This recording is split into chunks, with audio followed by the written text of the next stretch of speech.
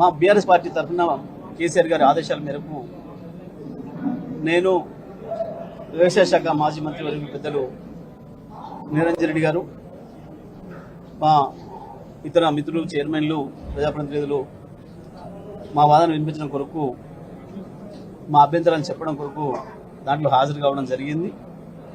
మేము చాలా స్పష్టంగా చెప్పినాం, అది రైతు డిస్కమ్ అనేది అయితే వాళ్ళు పేరు పెట్టినరో, ఆర్డి రైతు పవర్ డిస్ట్రిబ్యూషన్ కంపెనీ అనేది పెట్టినరో, దాంట్లో 2 అక్షరాలు మర్చిపోయినరు. రైతులు ఉరివేసే పవర్ డిస్ట్రిబ్యూషన్ కంపెనీ అది.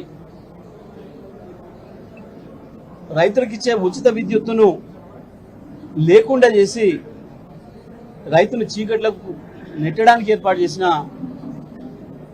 చేస్తున్న డిస్ట్రిబ్యూషన్ కంపెనీ కొత్తది.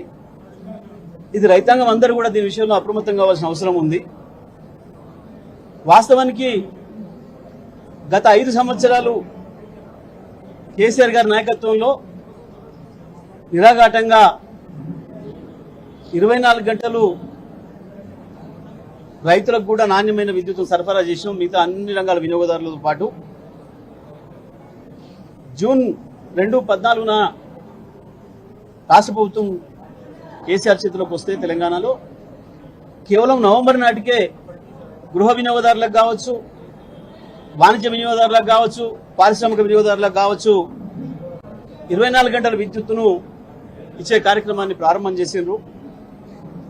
ఆ తర్వాత రైతులకు వరుసగా 7 గంటలు, తర్వాత 9 గంటలు, తర్వాత 24 గంటల విద్యుత్తును ఇవ్వడం అనేది కూడా 2017లోనే ప్రారంభం చేసినాం. దాన్ని వరుసగా 23 వరకు 5 సంవత్సరాలు కూడా పూర్తి క్వాలిటీ పవర్ని ఇచ్చినాం. ఎక్కడ ఒక ట్రాన్స్ఫార్మర్ పగిలిపోకుండా, ఒక రైతు మోటార్ కాలిపోకుండా బ్రహ్మాండంగా మేము విద్యుత్ సేవలు అందించినాం. కానీ వాళ్ళు వచ్చిన ప్రభుత్వం ఇది కేవలం ఒక చీకటి ఒప్పందాలతోని ఈ సబ్సిడీలను ఖతం చేయాలి, ప్రత్యేకించి రైతులకు ఏదైతే ఉచితంగా ఇస్తున్నామో దీని నుంచి తప్పించుకోవాలన్న ఉద్దేశంతో వాస్తవానికి ఏదైతే పేమెంట్స్ వస్తాయో రెగ్యులర్గా వసూలు ఏదైతే జరుగుతాయో ఆ కనెక్షన్లన్నీ వేరు చేసి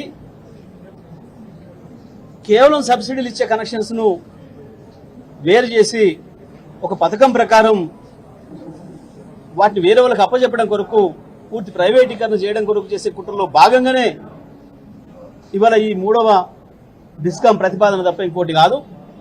ఒక్క మాటలు చెప్పాలంటే రైతులకి, తెలంగాణ రైతాంగానికి, సాధారణ ప్రజలందరికీ కూడా అర్థమయ్యే భాషలో చెప్తా ఉన్నా, 2 ఆవులను వేరు చేసి ఒక కోడెను సాదుకున్న పద్ధతుల్లో ఆ ఆవులను ఎవరికో అమ్ముకొని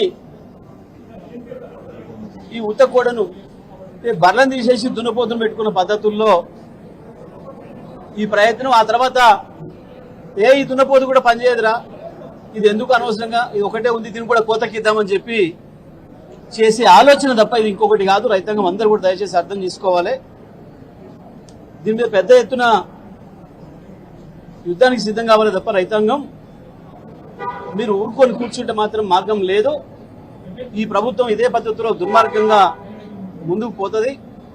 వాస్తవానికి వాళ్ళ విద్యుత్తులో ఏ చిన్న సంస్కరణ చేయాలన్నా, ఏం చేయాలన్నా ఈఆర్సీ అనుమతి తప్పనిసరిగా ఉండాలి. ఎలక్ట్రిసిటీ రెగ్యులేటరీ కమిషన్ అనుమతి తప్పనిసరిగా ఉండాలి. దాని అనుమతి లేకుండా ఎవరం కూడా మాట్లాడడానికి కూడా వీల్లేదు. కానీ ఈఆర్సీ అనుమతి లేకుండానే, ఈఆర్సీలో చర్చ కూడా లేకుండానే ముఖ్యమంత్రి ఎప్పుడో 10-15 రోజుల క్రితమే ప్రకటించేండు, జూన్ 2వ తారీఖున ప్రారంభం చేస్తున్నాం ఈ డిస్కామ్ అని చెప్పి.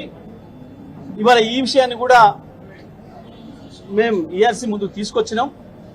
అంటే మరి ఈఆర్సీతో పని లేకుండానే ప్రభుత్వం ఏర్పాటు చేస్తున్నట్టుగా ప్రకటించింది, ప్రజల్లో ఆ భావన పోతుంది. మరి ఇది ఆలోచించుకోవాలని చెప్పి మేము చెప్పడం జరిగింది. ఇక దీన్ని లోబడి పోతే అనేకమైన లొసుకులు ఉన్నాయి. ప్రభుత్వం చెప్తున్న కారణం, తాడి చెట్టు ఎందుకు ఎక్కినవు అని అంటే సలకొరకు ఎక్కినా అని కూడా వెనకడ చెప్పిండట అన్న పద్ధతుల్లో ఉంది తప్ప అసలు ప్రభుత్వం చెప్పే కారణం ఏది కూడా సరైనది కాదు.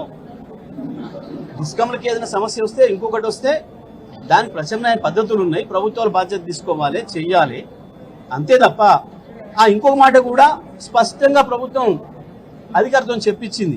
ఏమని? రైతుల పేరు మీద దొంగతనాలు జరుగుతున్నాయి, అంటే రైతుల్ని దొంగల్ని చేసే ప్రయత్నం మళ్ళీ ఇవాళ ఈ ప్రభుత్వం చేస్తుంది. ఒకప్పుడు చంద్రబాబు నాయుడు ప్రభుత్వం చేసింది, సమైక్యాంధ్ర ప్రభుత్వం చేసింది రైతుల్ని దొంగల్ని. మళ్ళీ ఇవాళ ఆయన శిష్యుడు రేవంత్ రెడ్డి ప్రభుత్వం కూడా రైతుల్ని దొంగల్ని చేసే ప్రయత్నం చేస్తుంది. దొంగతనాలు జరుగుతున్నాయి కాబట్టి మేము సపరేట్ డిస్కమ్ చేస్తామని మాట్లాడుతున్నారు. ఇది దుర్మార్గం.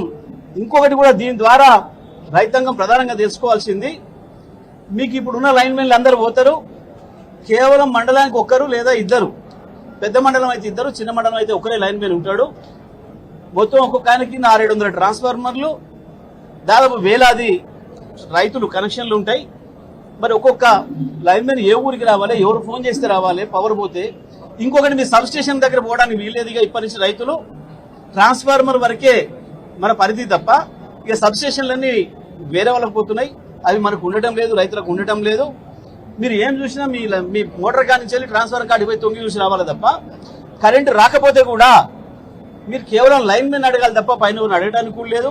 సబ్ స్టేషన్ కాడికి పోయి ఇప్పుడు కనుక చూస్తున్నట్టు మీరే పోయి అక్కడ ఉండే ఆర్టిజన్ పట్టుకొని తమ్మి మాది ఏమైంది, ఎందుకు వస్తలేదు, మాకు మా లైన్ కాసేపు ఇవ్వమని చెప్పేసి అని అడిగి వేసుకునే పరిస్థితి కూడా లేదు.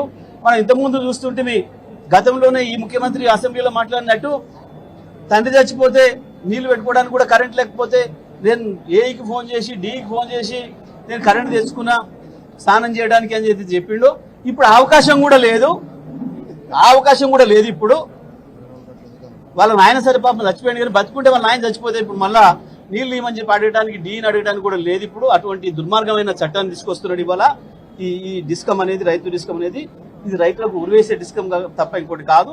మేము దీన్ని తీవ్రంగా వ్యతిరేకిస్తున్నాం. బీఆర్ఎస్ పార్టీ నుంచి కేసీఆర్ గారి ఆదేశాల మేరకు మేము ఇవాళ దీన్ని రాతపూర్వకంగా కూడా మేము వారికి సబ్మిట్ చేయడం జరిగింది. ఇండియా మధ్య తప్పకుండా తదుపరి చర్చించి చెప్తాం.